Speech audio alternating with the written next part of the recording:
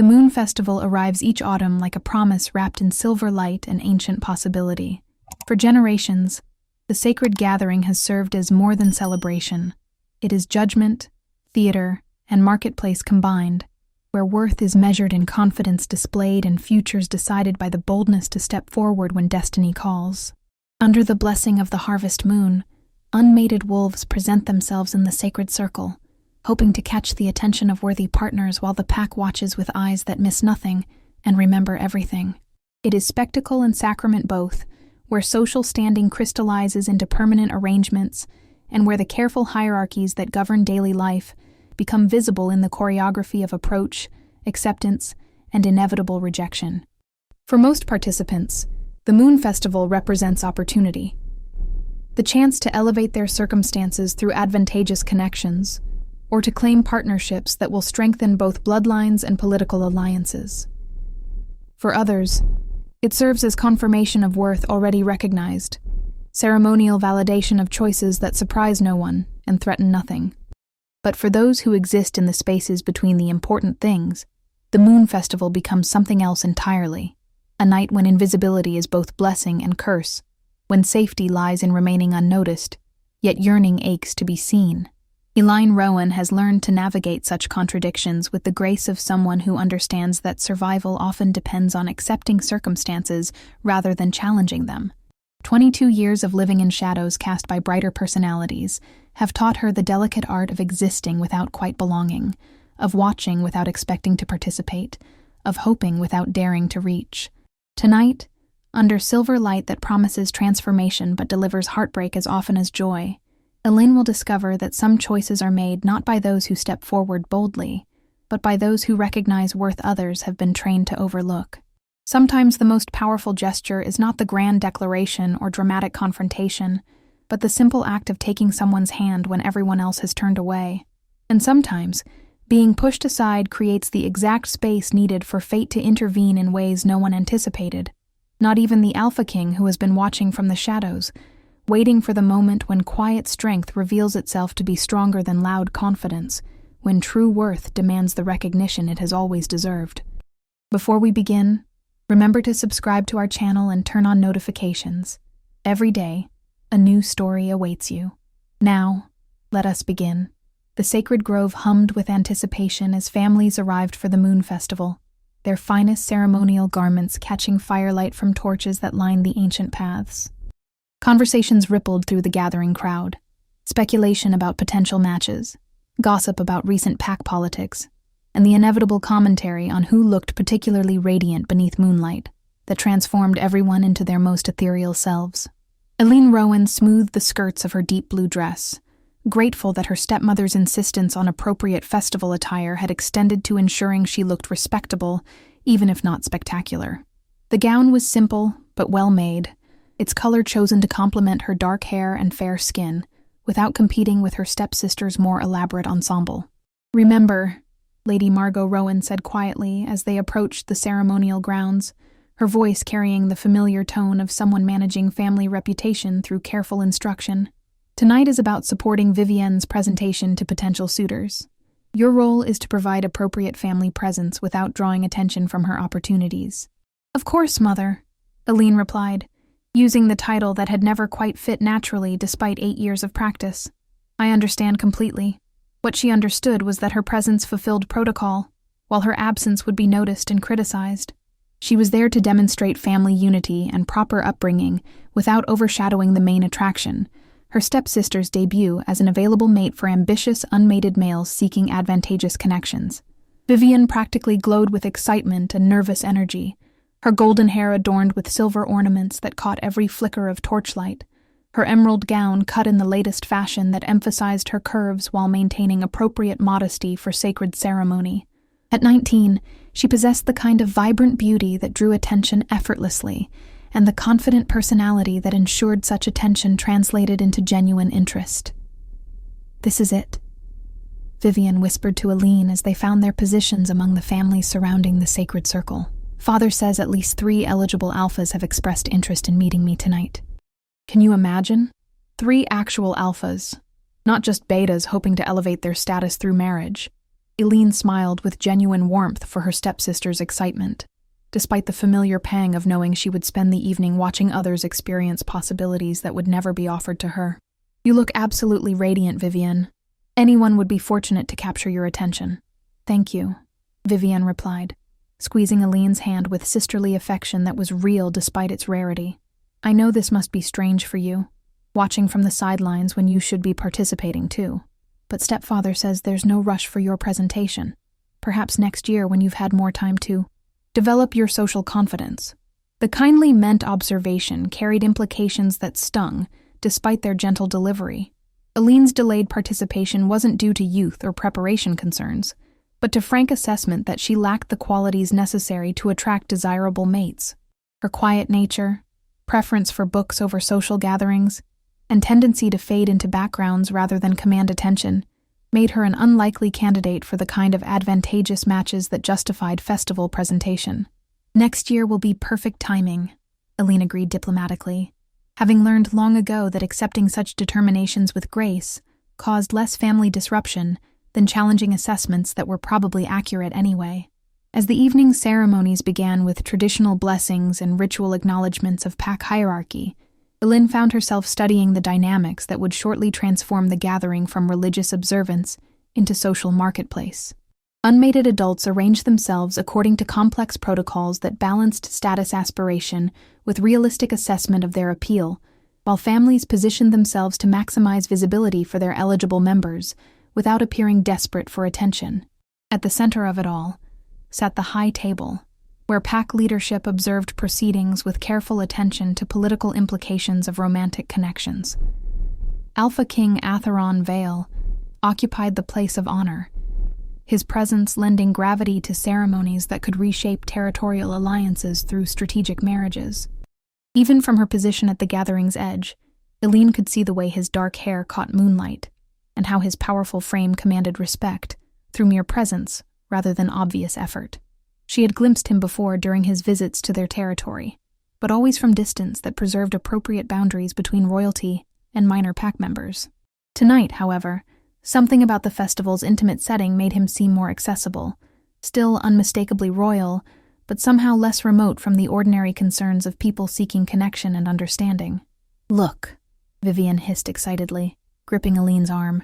"Alpha Marcus is staring this direction. Do you think he's noticed my new dress? Father says his family controls 3 timber territories, and he's looking for a mate with connections to established bloodlines." Eileen followed her stepsister's gaze toward a tall, confident young man whose attention did indeed seem focused on their section of the gathering. "He's certainly handsome," she agreed, though something in Alpha Marcus's expression suggested assessment rather than attraction, the calculating look of someone evaluating merchandise rather than appreciating beauty. Handsome and wealthy and interested, Vivian practically purred with satisfaction. This could be the night that changes everything for our family's standing in the pack hierarchy. As ceremonial blessings concluded, and the social portion of festivities began, Eileen watched her stepsister transform from nervous debutante into confident participant in the complex dance of attraction and alliance.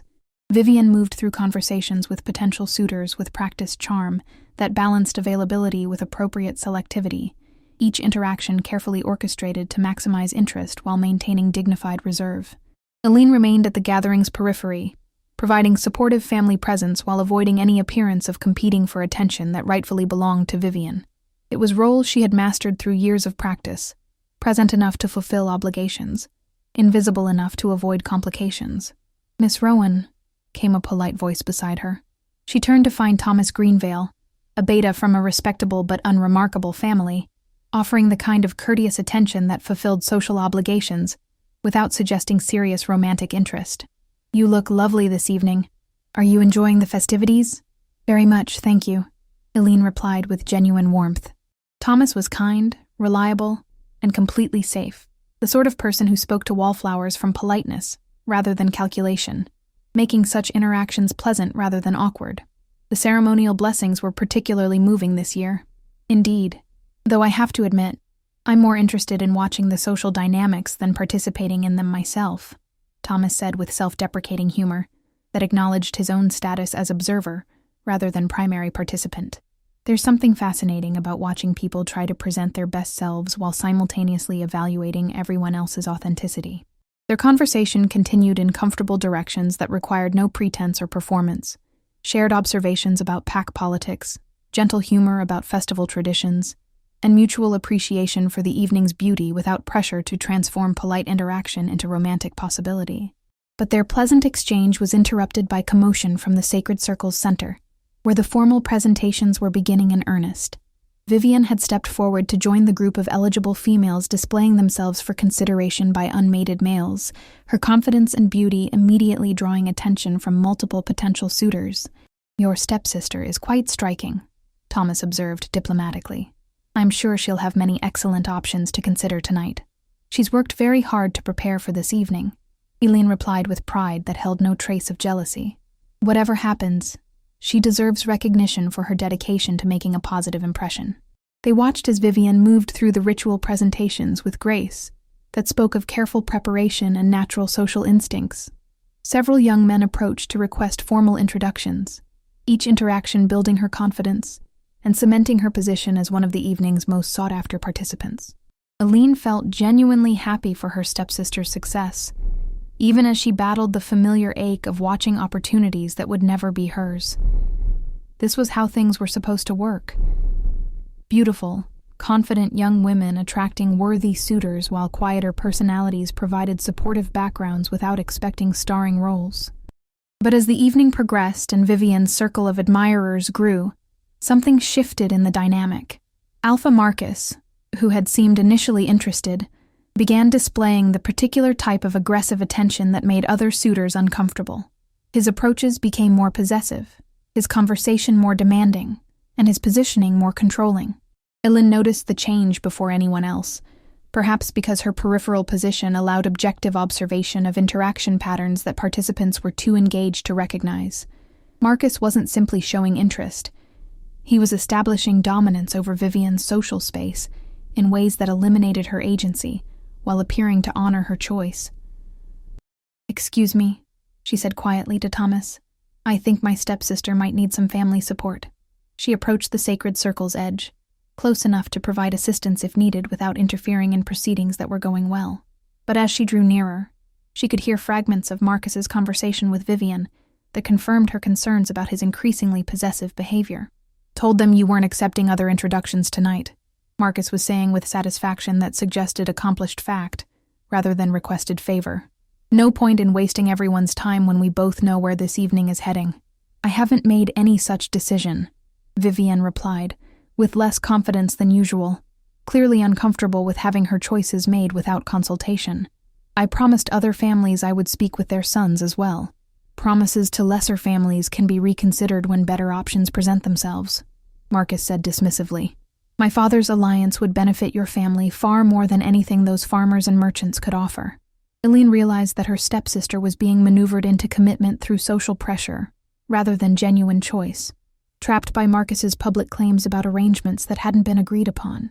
Other potential suitors were retreating rather than challenging an alpha's apparent success, leaving Vivian with diminished options despite her initial popularity. Without fully considering the implications, Eileen stepped forward into the sacred circle itself, the space reserved for participants rather than observers. "Vivian," she said gently, "Mother asked me to remind you that the Riversong family is hoping to introduce their eldest son before the evening concludes. She wouldn't want you to miss that opportunity."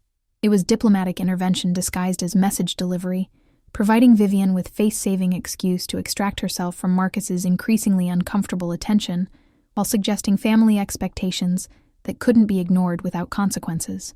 But Marcus turned his attention to Eileen with expression that shifted from annoyance to calculation to cruel amusement, as he took in her presence in space where she clearly didn't belong. "And who might you be?" he asked, with tone that suggested he already knew and found her presumption entertaining. "I don't recall seeing you among tonight's participants." "This is my stepsister, Eileen," Vivian said quickly, protective instincts overriding her own discomfort. "She's here with family to support." "Ah," Marcus interrupted with a smile that held no warmth. "The family support. How appropriate."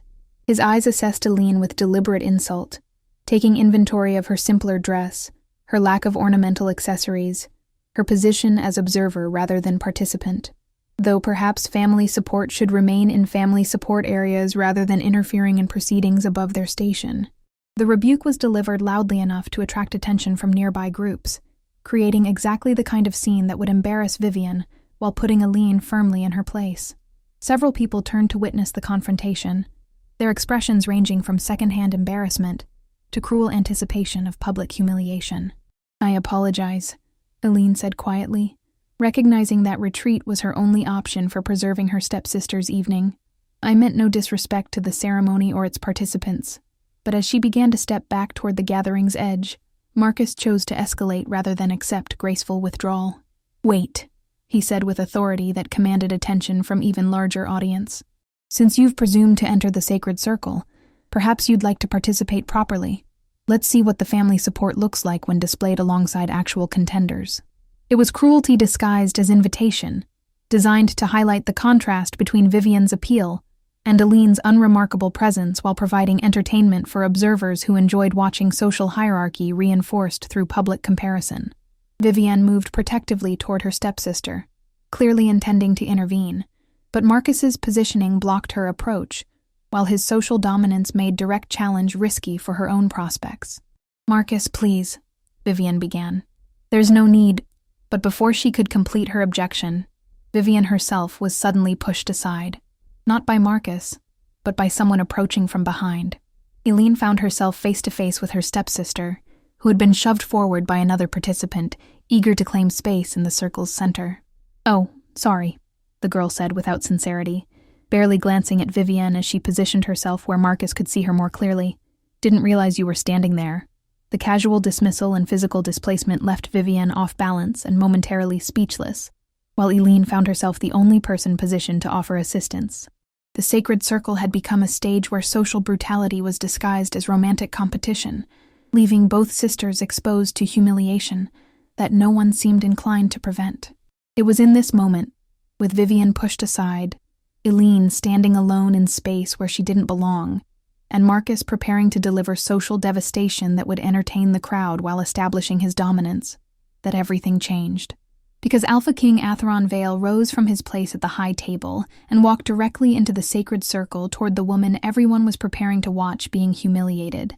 And before Marcus could speak, before the crowd could react, before Eileen could retreat into the shadows where she belonged, the most powerful man in the territory took her hand in full view of everyone who had been preparing to watch her be dismissed as irrelevant.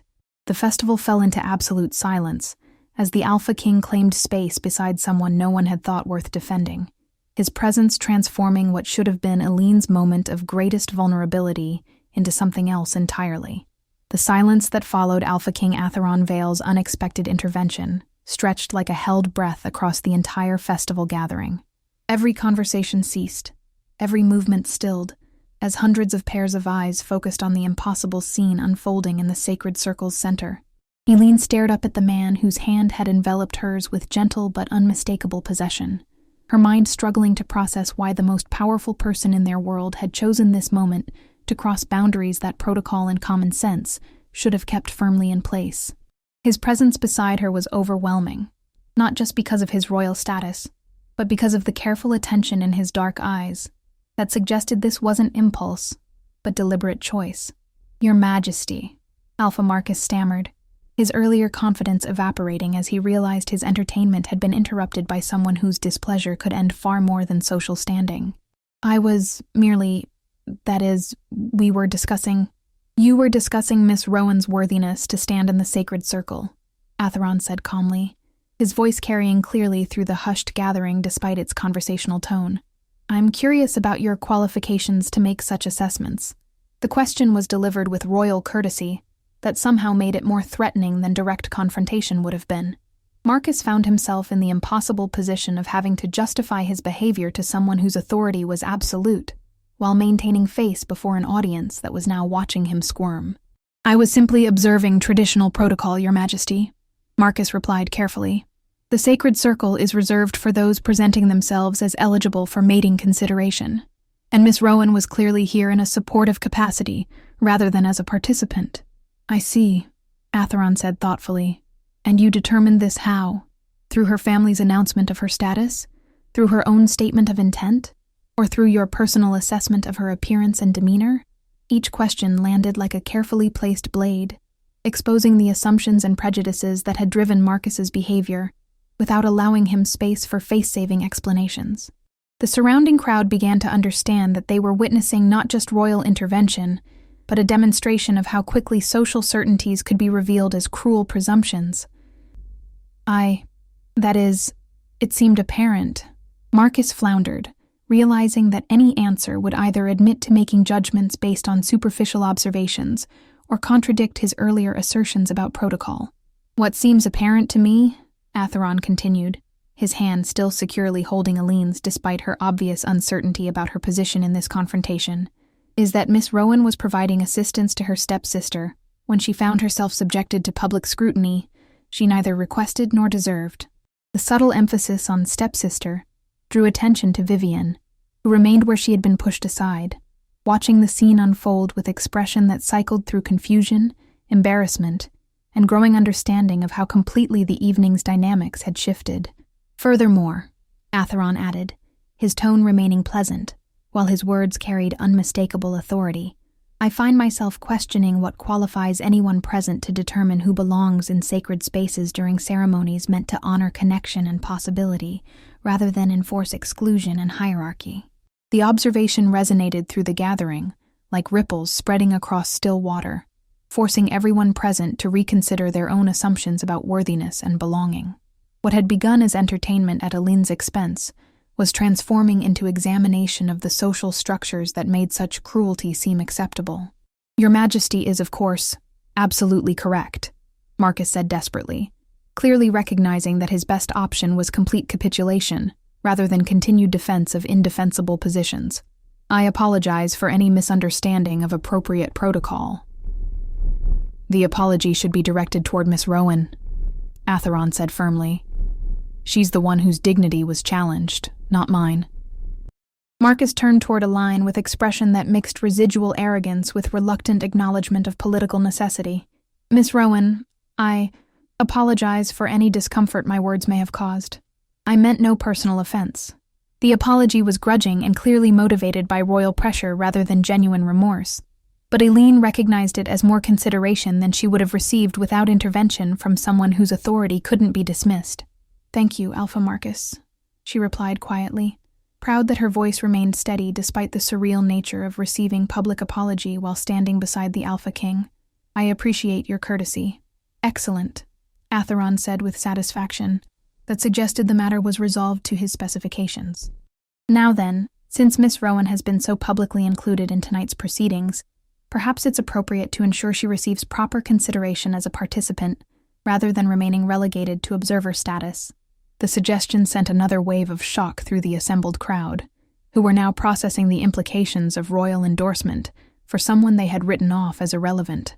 Aline felt heat rise in her cheeks as she realized the Alpha King was effectively announcing her eligibility for romantic consideration before an audience that included every important family in their territory. Your Majesty, she said quietly, that's extraordinarily kind, but I'm not certain. Uncertainty is understandable, Atheron interrupted gently, his thumb brushing across her knuckles in gesture that was both comforting and possessive. Public scrutiny can be overwhelming, particularly when it comes without warning or preparation. But courage to stand where you belong despite others' expectations is exactly the quality that merits recognition. His words transformed her presence in the sacred circle, from accident requiring correction into demonstration of worthiness that deserved acknowledgement.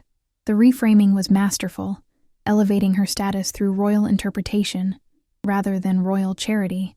Furthermore, Atheron continued, addressing the broader gathering rather than just Aline, it occurs to me that tonight's ceremonies would benefit from reminder about the true purpose of Moon Festival traditions. We gather not to reinforce existing hierarchies, but to recognize connections that transcend surface considerations and social expectations. The impromptu speech was simultaneously political statement and personal declaration, establishing new parameters for how worthiness would be evaluated during his presence at such events. Everyone present understood that their Alpha King was announcing policy changes that would affect far more than just this evening's proceedings. To that end, Atheron said, his attention returning to Eileen with intensity that made her heart race. I wonder if Miss Rowan would honor me with the opening dance of tonight's festivities. The invitation was unprecedented on multiple levels. Royal participation in festival dancing was rare enough, but royal partnership with someone of Eileen's unremarkable status was absolutely revolutionary.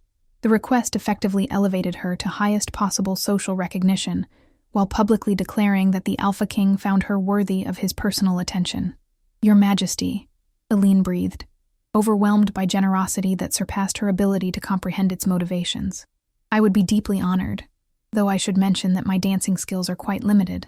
Then we'll learn together, Atheron replied with a smile that transformed his severe features into something warm and remarkably attractive. I suspect you'll prove more graceful than you realize once given proper opportunity to demonstrate your capabilities. As musicians began playing the traditional opening melody that signaled the evening's transition from ceremony to celebration, Atheron led Eileen toward the dancing area with careful attention to her obvious nervousness. His hand remained steady against hers, providing anchor that kept her grounded, despite the surreal nature of circumstances that had placed her at the center of royal attention. Your Majesty, she said quietly as they took position for the dance. Why? Why did you intervene when you could have let events proceed without involving yourself in what should have been a minor social embarrassment? Atheron was quiet for a moment as they began moving through the traditional steps, his lead confident enough to compensate for her uncertainty, while allowing her to maintain dignity, despite her limited experience with formal dancing. Because, he said finally, his voice pitched for her ears alone, I've been watching you for months, Eileen Rowan. I've seen how you handle kindness and cruelty with equal grace, how you support others without seeking recognition, how you maintain integrity despite circumstances that would justify bitterness or resentment. The admission that he had been observing her was shocking enough, but the personal nature of his observations suggested attention that went far beyond casual notice. You've been watching me? During visits to your territory, at pack gatherings, through reports from local officials who mentioned a young woman whose quiet competence kept several community projects functioning despite receiving no official credit. Atheron's eyes held hers steadily as they moved through the dance steps. You're far more visible than you realize to those who understand how to look past surface presentations. But I'm nobody special, Eileen protested, still struggling to understand why she had captured royal attention when so many more obvious candidates were available. I have no exceptional talents, no remarkable accomplishments, no particular beauty or social graces that would merit such notice. You have character, Atheron said simply. You have strength that doesn't require demonstration, and kindness that doesn't expect reward. You have intelligence that seeks understanding rather than advantage, and courage that protects others rather than advancing yourself. Each observation was delivered with conviction that suggested extensive consideration rather than polite flattery, forcing Eileen to reconsider her own self-assessment through eyes that apparently saw qualities she had never recognized as valuable. Those are simply normal decency, she said uncertainly. Anyone would behave similarly in comparable circumstances. Would they? Atheron asked with gentle challenge. Because what I witnessed tonight was someone willing to risk social embarrassment to protect her stepsister from uncomfortable attention, followed by grace under pressure when that protection resulted in personal attack. Not everyone would have shown such consideration for family members who haven't always extended similar consideration in return. His insight into her family dynamics was uncomfortable in its accuracy, suggesting awareness of details about her life that went beyond casual observation. But before she could process the implications of such knowledge, their conversation was interrupted by the dance's conclusion and the approach of her stepfamily. Lady Margot arrived with expression that managed to combine maternal pride with political calculation, clearly delighted by the unexpected elevation in family status, while uncertain about its implications. Behind her came Vivian, whose earlier confidence had been replaced by confusion about her own position, an evening that was supposed to showcase her attractions rather than her stepsister's unexpected worthiness. Your Majesty, Lady Margot said with curtsy that struck perfect balance between respect and approachability, you honor our family with such gracious attention to Eileen. We are deeply grateful for your kindness in including her in tonight's festivities. The honor is entirely mine, Lady Rowan, Atheron replied, with courtesy that acknowledged her family authority while maintaining his own autonomy. Miss Rowan has proven herself charming company and an excellent dancing partner. I'm so glad, Vivian said, stepping forward with a smile that showed genuine happiness for her stepsister, despite obvious bewilderment about how evening's focus had shifted so dramatically. Eileen deserves recognition for how much she does for everyone else. I'm thrilled to see her receiving appreciation she's always merited. The generous response demonstrated character that explained why Eileen felt protective of her stepsister, despite years of being overshadowed. Vivian's immediate support for family member who had unexpectedly received attention she had been seeking showed maturity and kindness that spoke well of their upbringing. Miss Vivian, Atheron said with warmth that included her in the conversation, rather than dismissing her as competitor for attention. I hope tonight's events haven't disrupted your own opportunities for meaningful connections. The evening is still young, and I suspect several worthy gentlemen are hoping for opportunities to know you better.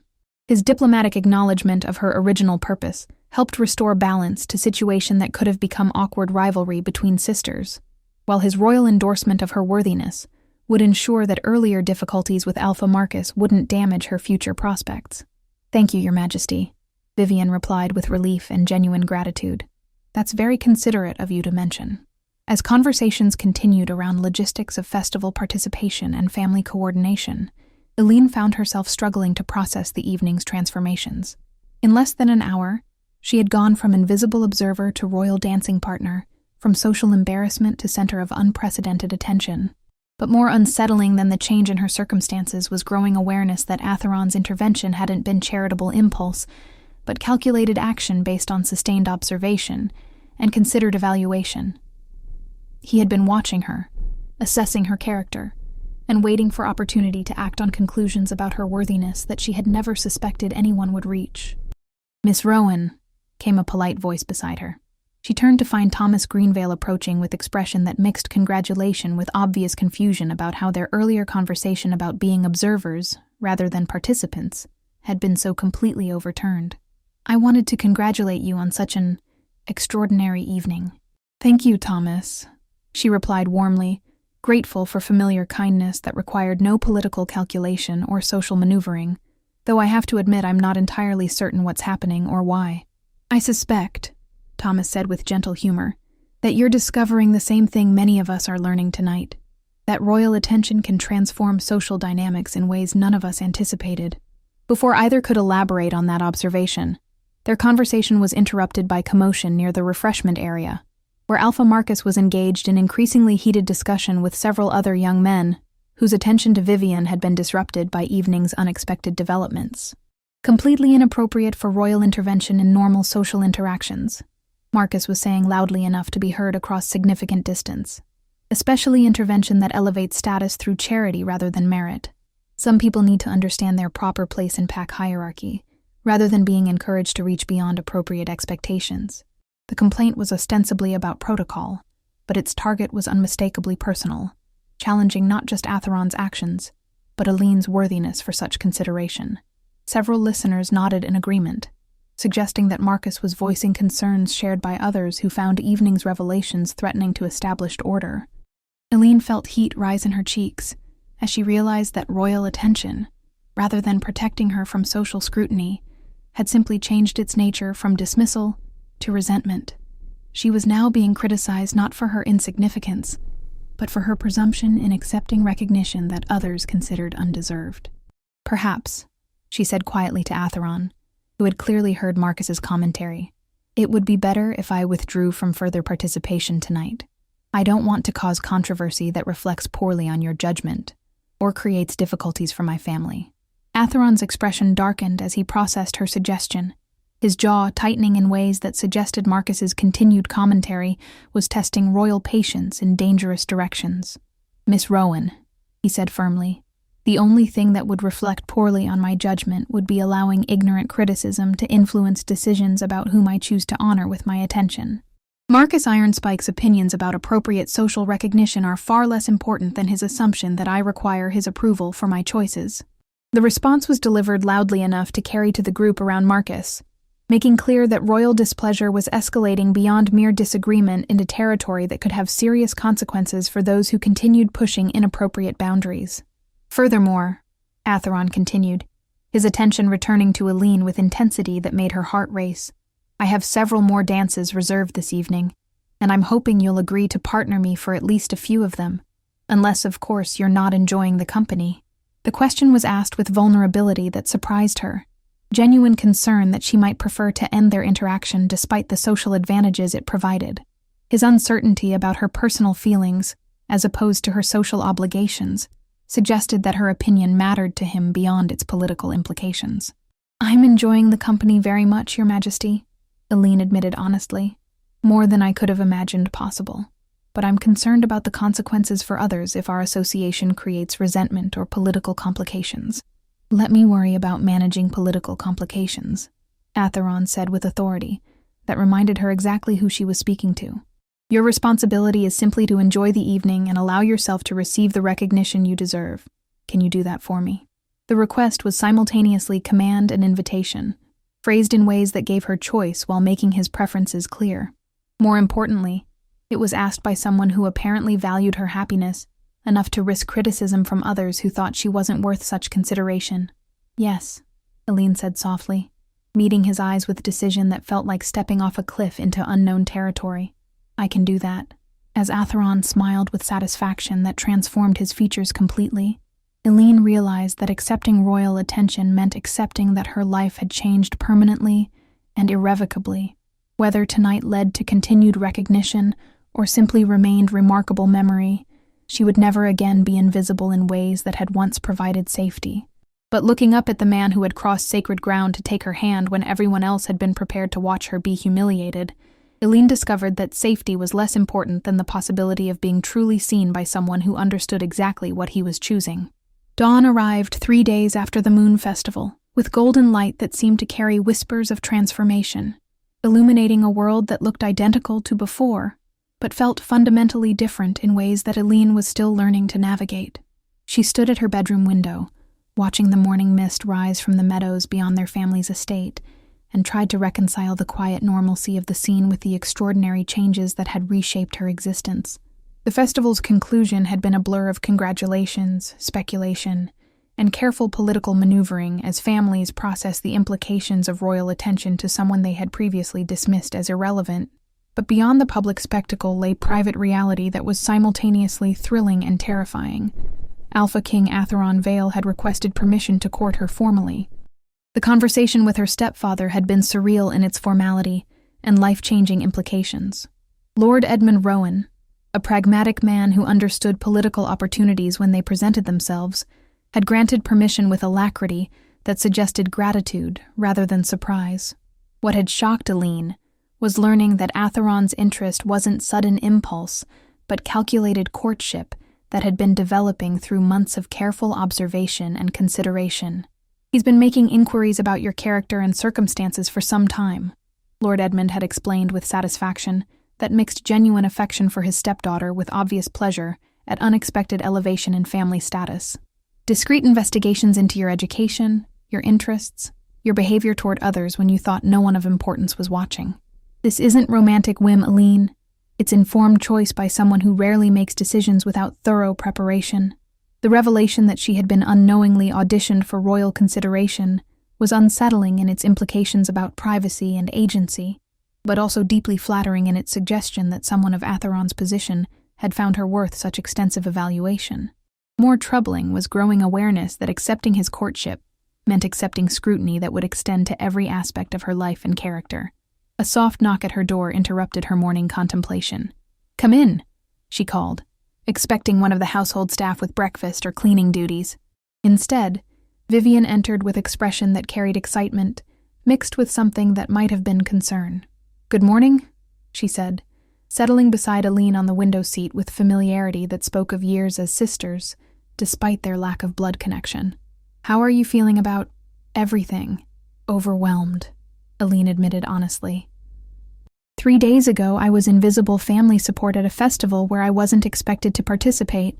Now I'm apparently being courted by the Alpha King, which feels like something that should be happening to someone else entirely. But not unhappy about it?" Vivian pressed gently. "Because if you're having doubts or concerns about his motivations, family loyalty means we support whatever decision you make about proceeding with his courtship." The assurance was generous and genuine. though Eileen suspected that declining royal courtship would create family complications that extended far beyond her personal preferences. Still, knowing that Vivian would support even dramatic rejection provided comfort that decisions about her future remained hers to make. "I'm not unhappy," Eileen said carefully, "but I'm struggling to understand why someone in his position would choose me when he could have anyone he wanted. There must be dozens of eligible women with better bloodlines, greater beauty, more sophisticated social skills, and stronger political connections. Perhaps that's exactly why he chose you," Vivian suggested thoughtfully. "Perhaps he's tired of people who want him for his crown rather than himself. Perhaps he values authenticity over calculation and kindness over ambition. Or perhaps he's making charitable gesture that he'll regret once the novelty wears off and he remembers the practical requirements of royal marriage." Vivian was quiet for a moment, studying her stepsister's face with perception that came from years of shared living space and mutual observation. "Eileen, you do realize that you're remarkable in ways you've never allowed yourself to recognize? That your intelligence, your compassion, your strength of character are exactly the qualities that would make someone an excellent queen." The suggestion was so far from Eileen's self-perception that it felt like hearing description of a completely different person. "I'm not queen material, Vivian. I lack the confidence, the social skills, the commanding presence that royal leadership requires." "Do you?" "Because what I've observed over the years is someone who quietly manages difficult situations, who brings out the best in others through genuine care, who makes sound decisions even when those decisions benefit others at her own expense." Vivian's voice carried conviction that forced Eileen to reconsider assumptions about her own capabilities. Perhaps royal leadership requires different qualities than the obvious ones. Before Eileen could respond to that unsettling observation, their conversation was interrupted by commotion in the courtyard below. Looking through the window, they could see a formal delegation arriving with the royal banners and military escort that announced official business rather than social visit. "Oh my," Vivian breathed, recognizing implications that made both sisters' hearts race with anticipation and anxiety. "That's not a casual courtship call. That's a formal delegation." They descended the stairs together to find the household in controlled chaos as staff prepared for royal visit that represented far more significant event than anyone had expected this early in what was supposed to be gradual courtship process. Lady Margot was directing preparations with efficiency that spoke of years managing social obligations, while Lord Edmund reviewed protocols for receiving royal delegations in family residences. "Eileen," her stepmother said briskly, "you'll need to change into something more formal immediately. Royal blue or deep green would be appropriate choices. This isn't casual morning visit. This appears to be official delegation with purposes that extend beyond simple courtship conversation." The observation proved accurate when Alpha King Atheron was announced, not just with his usual titles, but with formal designation as representative of royal authority conducting territorial business. Whatever had brought him here involved more than personal relationship development. Eileen entered the formal receiving room, wearing the deep blue dress that had been hastily selected as appropriately dignified for unexpected royal audience, her heart racing with uncertainty about what circumstances had prompted such dramatic escalation in their interaction. Atheron rose from his chair when she entered, his attention immediate and focused in ways that provided reassuring continuity with their festival interactions despite the formal setting. But something in his expression suggested tension that went beyond normal courtship nervousness. "Miss Rowan," he said with careful formality that acknowledged their public audience while conveying personal warmth through tone and eye contact. "Thank you for receiving me on such short notice. I apologize for the disruption to your morning routines." "No apology necessary, Your Majesty," Eileen replied with courtesy that felt natural despite its formal requirements. "You honor our family with your presence under any circumstances." "Actually," Atheron said, his expression shifting to something more serious, "I'm here because circumstances have arisen that affect both my personal intentions and my royal obligations in ways that require immediate attention and careful consideration." The ominous phrasing sent chill through the room, as everyone present recognized that whatever had prompted this visit involved complications beyond normal courtship progression. "What kind of circumstances?" Lord Edmund asked carefully, his political instincts clearly sensing potential problems that could affect family welfare, as well as royal interests. "Intelligence reports indicate that certain noble families are displeased with recent developments in my personal life," Atheron explained diplomatically. Specifically, they object to my choice to court someone they consider beneath appropriate royal standards, and their organizing political pressure to influence my romantic decisions. The euphemistic language couldn't disguise the reality that Aline's elevation to royal consideration had created enemies who were willing to challenge royal prerogative to prevent what they considered inappropriate union. Furthermore, Atheron continued, there are indications that some of this opposition may escalate beyond political maneuvering into more direct forms of interference. I'm here to discuss security arrangements that would ensure Miss Rowan's safety while we navigate these complications. The suggestion that she might be in actual danger because of royal attention was terrifying in its implications about the level of opposition their courtship had generated. Eileen felt the walls of her quiet, safe existence crumbling as she realized that accepting Atheron's interest meant accepting risks that extended far beyond social embarrassment. What kind of security arrangements? Lady Margot asked with maternal concern that overcame political calculation. Relocation to the royal residence where protection can be assured, along with formal announcement of our engagement to establish her status as someone under direct royal protection. Atheron's tone remained calm, despite the magnitude of what he was proposing. The alternative is maintaining current living arrangements while hoping that opposition remains limited to political pressure rather than personal threat. The choice he was presenting was stark: accept immediate engagement and relocation to royal court, or risk whatever consequences might result from continued vulnerability to people who considered her existence a threat to established order. That seems rather precipitous, Lord Edmund said carefully. Moving directly to engagement without extended courtship period might create its own complications. Under normal circumstances, I would agree completely, Atheron replied. But intelligence about potential threats suggests that half measures may be insufficient for ensuring Miss Rowan's safety. Formal engagement provides legal protections that courtship alone cannot offer. Eileen processed the implications of what was being discussed, her life hanging in balance between forces she didn't understand, with choices that felt impossible to evaluate. Accepting rapid engagement meant transforming from invisible pack member to royal fiancé without preparation or gradual adjustment. Refusing meant risking consequences that no one could predict or control. Your Majesty, she said quietly, may I ask what you would prefer personally, separate from political and security considerations? What outcome would make you happiest regardless of external pressures? Atheron's expression softened as he recognized her attempt to understand his personal feelings amid crisis that had overwhelmed romantic considerations with practical necessities. Personally, he said honestly, I would prefer to have met you under circumstances that allowed months of careful courtship, gradual introduction to royal responsibilities, and time for both of us to develop confidence in our compatibility before making permanent commitments. And what you'd prefer now, given actual circumstances. Now I'd prefer to ensure your safety through whatever means necessary, even if that requires accelerating timeline beyond what either of us would ideally choose.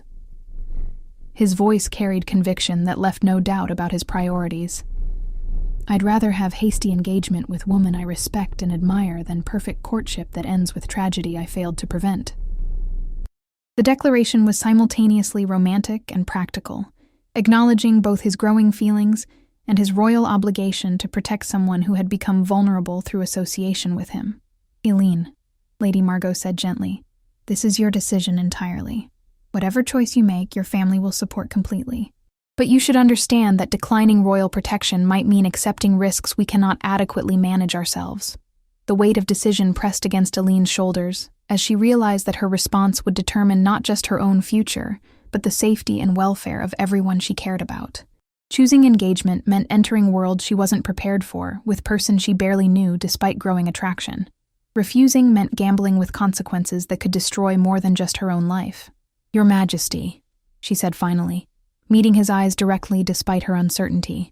If I accept your proposal, what assurances can you provide that this isn't simply protective gesture you'll regret once immediate threats have passed? I can provide assurance that my interest in you began months before these threats emerged, and was based on careful evaluation of your character rather than political expediency, Atheron replied immediately.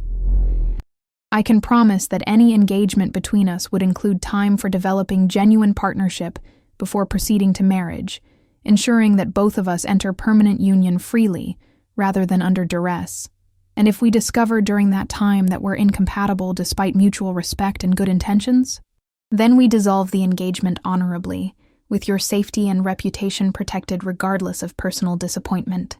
His tone carried conviction that suggested he had considered these possibilities thoroughly. But I hope that won't prove necessary. Eileen looked around the room at faces of people who had shaped her life and would be affected by whatever choice she made. Her stepfamily watched with expressions that mixed concern for her welfare, with awareness of opportunities that royal connection could provide. But ultimately, the decision belonged to her alone. In that case, she said softly, I accept your proposal. The words seemed to echo in the sudden stillness as everyone processed the magnitude of what had just occurred. In less than an hour, Eileen Rowan had transformed from minor pack member to royal fiancé, accepting engagement that would either elevate her beyond imagination or destroy her completely. Atheron's relief was visible and immediate, his formal composure giving way to genuine smile that reminded her why she had found him attractive, despite impossible circumstances of their meeting. Thank you, he said simply, crossing the room to take her hands in gesture that was both formal acknowledgement of their new relationship and personal expression of gratitude. I promise you won't regret trusting me with your future. As chaos erupted around preparations for immediate departure to royal residence, Eileen clung to his words and hoped that courage which had brought her this far would prove sufficient for whatever challenges lay ahead. 2 hours later, she sat in royal carriage traveling toward life she couldn't have imagined, engaged to man she barely knew but increasingly trusted, committed to future that terrified and thrilled her in equal measure. But looking at Atheron sitting beside her, watching countryside pass through windows that reflected light like promises of transformation, Eileen realized that sometimes the most important decisions couldn't be made through careful analysis and gradual preparation. Sometimes courage meant accepting hand extended in darkness and trusting that wherever it led would prove worth the journey, regardless of how impossible the destination seemed from where the journey began. As royal banners caught afternoon light that painted everything golden with possibility, Eileen Rowan, future queen of territories she had never dreamed of ruling, began the next chapter of story that had started with being pushed aside and now continued with being lifted up beyond anything she had dared to hope. The woman who had never expected to be seen had been chosen by someone whose recognition could transform not just her life, but the lives of everyone who had underestimated the power of quiet strength and steadfast character. And in the gentle pressure of Atheron's hand holding hers as their carriage carried them toward whatever future they would build together, Eileen found all the certainty she needed that some choices were worth making, even when outcomes couldn't be predicted. If you enjoyed this story, a like or comment really helps. And if you wish to hear more tales like this one, make sure you subscribe so you never miss the next tale.